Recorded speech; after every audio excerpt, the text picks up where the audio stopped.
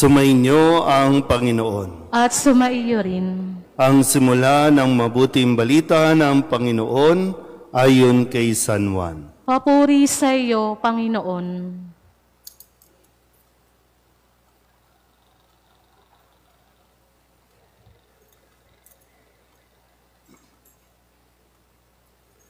Noong panahong iyon, sinabi ni Jesus sa mga Hudyo, "Nagpasugo kayo kay Juan, at nagpatotoo siya tungkol sa katotohanan. Hindi sa kailangan ko ang patotoo ng tao.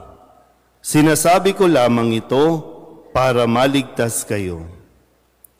Si Juan ay parang maningas na ilaw na nagliliwanag noon, at kayo'y sandaling nasiyahan sa kanyang liwanag. Ngunit may patotoo tungkol sa akin na higit sa patotoo ni Juan. Ang mga gawang ipinagagawa sa akin ng Ama, at siya ko namang ginaganap. Iyan ang nagpapatotoo na ako'y sinugo niya. Ang mabuting balita ng Panginoon. Pinupuri ka namin, Panginoong Hesukristo. Isang magandang umaga po sa inyong lahat. Palapakan natin ang Panginoon. Maligayang pagbabalik at maligayang pagdating dito po sa ating banal na misa, ang ating pagdiriwang, kung saan sinisimulan natin ang ating pong pagsisimbang gabi. Sabihin nyo nga po, simbang gabi. Iba po, no? Simbang gabi dahil gabi, misa di Gallo dahil madaling araw o kung ano pa man, no? Pinakamaaga marahil sa ibang lugar, alas 3 ng umaga ay nagmimisa na, at ang pinakahuli naman ay alas 9 o 10 p.m. ay nagmimisa pa dahil para maihatid sa mga tao, muli maipaunawa sa mga tao na tayo po ay nararapat na maghanda. Dahil kung tutusin, 8 araw, pagkatapos ngayon, 8 araw na lang ay Pasko na.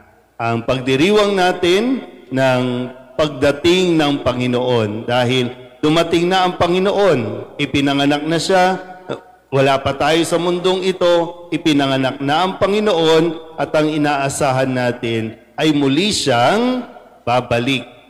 Kaya meron tayong panahon ng Adbyento o panahon ng pagdating. Ngayon, konting recap, no, tungkol sa pagsisimbang gabi para lalong natin mas maunawaan kahit papano, lalong-lalo na para sa mga kabataan. No? Sabihin nyo nga sa mga katabi ninyo, huwag kang forma lang, ha? Hindi ito pampapormahan. Baka yung mga get up natin, puro pampaporma lang tayo, ha? Puro forma, walang form. Kaya kailangan natin ma-form. Ang pagsisimbang gabi, kaya 9 na araw ay katumbas ng 9 na buwan na pagdadalang tao ni Maria. 9 na buwan na dinala ni Maria sa kanyang sinapupunan, kaya ngayon, unang buwan, unang araw. Kailangan natin marating para ang pagsisimbang gabi natin ay pagsama natin kay Maria. Kaya kailangan tayong makarating doon sa Belen. Hindi ko alam kung hanggang saan tayo, no? Sana kung kayo ay magkakaibigan, kayo ay magtotropa, sana buong tropa ninyo ay makarating doon sa Belen. Kaya naman yan, no? Kakayanin yan. Pero kahit na sana, no, sa mga susunod na araw, kahit na bumitaw na ang tropa mo, ang kaibigan mo, or barkada mo, sana ikaw magpatuloy ka pa rin. Kasi ang pagsisimbang gabi natin, dito ay ipinapaalala sa atin kung ano ang ginawa o gagawin ng Diyos para sa atin. Dahil ito ay tanda ng kanyang pagtupad ng pangako at tanda ng kanyang pagmamahal sa atin. Nung sinauna, nung unang-unang mga panahon pa, dahil nga madaling araw itong ginagawa at para lamang maihatid din o maging kabahagi yung mga tao noon na maaga pa lang ay nagtatrabaho na. Maaga pa lang, kailangan nilang pumunta sa bukid, kailangan na nilang pumalaot. Hindi ko alam kung sinong nakaabot sa inyo sa lugar dito sa Gagalangin. Since malapit tayo sa dagat, maraming mga mangingisda no, na pumapalaot na dyan. So para maging kabahagi pa rin sila ng misa, para makadalo pa rin sa misa, kaya mayroon tayong Misa de Gallo, umagang pagdiriwang ng misa. Bakit nagkaroon ng mga parol? Kasi yan ang nagiging gabay nila. Kaya lahat sila may dala noon ng mga sulo. No, dahil wala pang kuryente, wala pa namang mga meralco na yan, o kailangan nilang makita yung daan patungo sa simbahan.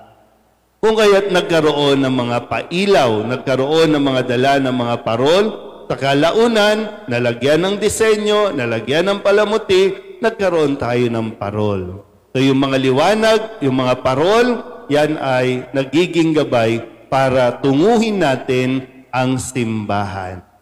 Malinaw po ba? Uy, unang araw pa lang tulog na. Saan tayo makakarating yan?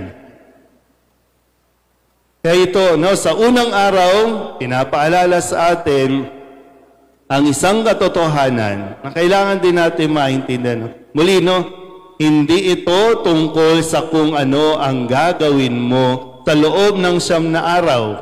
Kasi marami sa atin, ay, bakit ka magsisimba? Kasi mayroon akong kahilingan. Bakit ka magsisimba? Ay, kasi mayroon akong nililigawan. Bakit ako magsisimba? Eh, wala lang, nakikiuso lang. Bakit tayo magsisimba? Kasi gusto natin makita ang pagmamahal ng Diyos sa atin. So ito ay ginagawa ng Diyos para sa atin. Hindi ito sa kung ano ang ginagawa mo para sa Kanya.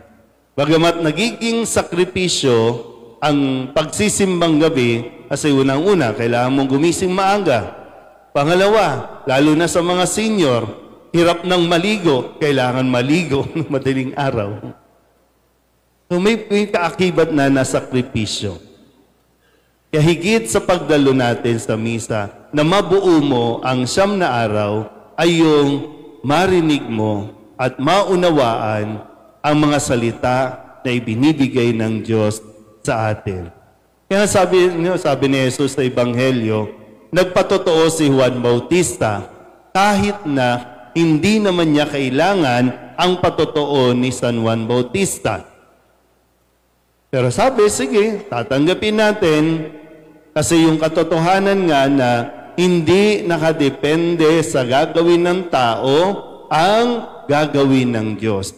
Kaya kung babalikan natin ang kwento sa Biblia, ipinanganak si Jesus kahit hindi alam ng maraming tao. Ipinanganak siya para sa atin kahit hindi mo alam. So tuloy at tuloy ang Pasko. Kahit marami ang party na lang ng party, tuloy pa rin ang Pasko. Tuloy pa rin ang pagsilang niya. Tuloy pa rin ang pagdating niya dito. Pero dahil naririto na tayo, okay, kaya sana makita mo, no? Makita mo ang gagawin ng Diyos. Kasi kung makita mo, ngayon, tayo naman ang magpapatotoo. Kaya pagsasabihin ng mga kapitbahay ninyo, sa kagaling, nagtimba. Makikita ba nila sa iyo yung bang pagsinan, oo, kaya pala, kasi nagtimba ka. Ibig sabihin, mararamdaman ba sa iyo ang presensya ng Diyos? Mararamdaman ba sa aura mo? Mararamdaman ba sa pagsasalita mo na galing kang simbahan? Sabihin niyo nga muna sa katabi ninyo, huwag kang magmumura mamaya. Mga brad, no? Kasi galing kang simbahan, pero ano ang lalabas sa bibig mo? Galing ka na simbahan, pero ano ang ikikilos mo? Baka mamaya, mainit na naman ang ulo mo. Galing kang simbahan. Ano, natulog ka lang? Ano, pumorma ka lang?